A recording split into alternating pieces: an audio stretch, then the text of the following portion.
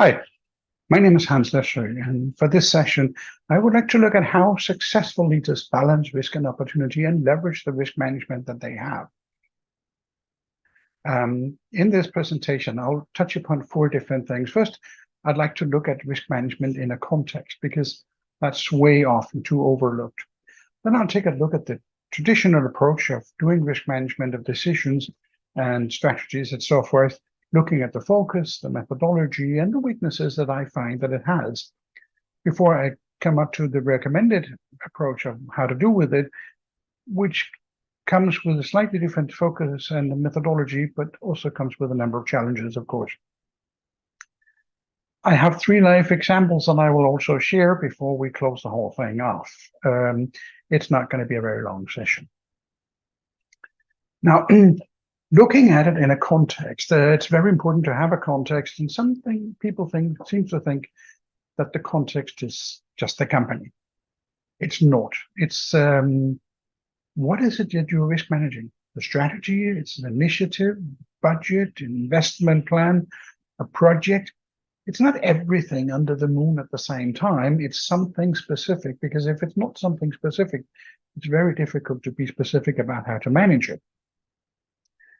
And when you have that, being a strategic plan or a budget, you always have some kind of performance model. Somebody has calculated how much this is going to cost, how much time it's going to take, and how much money you want to come from it, or how much value comes out of it. It doesn't have to be financial.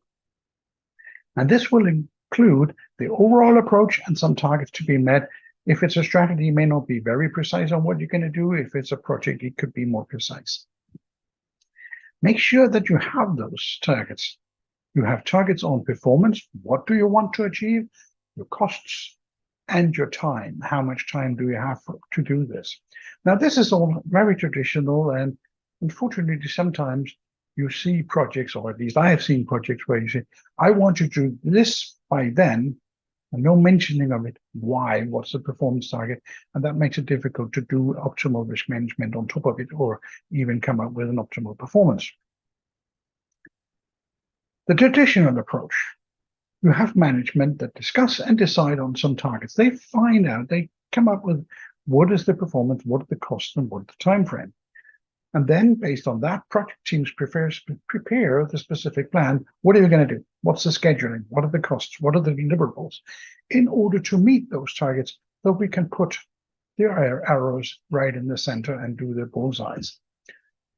And then, of course, the project team specify the uncertainties, the risks, and the levers, define and assess the impact, add them to the model, simulate and adjust and iterate, and work with the model until they get this point where now they have a tangible plan to meet this target.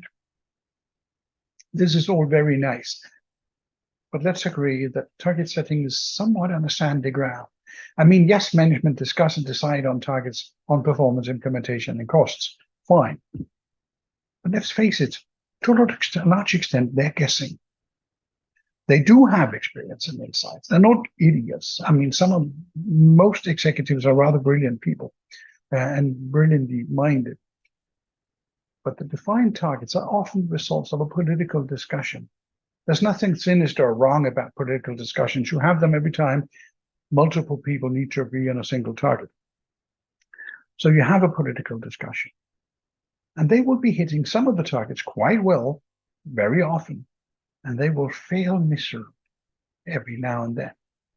And we have to address that and figure out what to do with it. Now, there's a cultural aspect to how you address it and what you do about it. In many countries I've been working with, people are praised and promoted for doing exactly what they're told. He's a trustworthy guy. You can use him because he's doing exactly what he's told. I'm a Dane.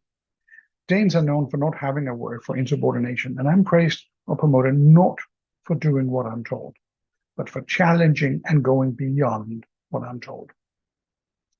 If I only do as I'm told and I deliver every time, I'm seen as a solid, good workforce without much initiative and without much inspiration or in anything like that. So I'm not that good. I won't be promoted for it. And that's how I came along to come up with this different approach of how to do things.